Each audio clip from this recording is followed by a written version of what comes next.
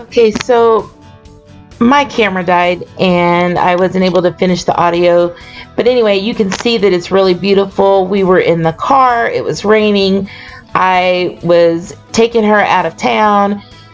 We had to stop even at the dollar store to get scissors to cut the lace off, put it right on directly so that she could, you know, quickly upgrade her hairstyle.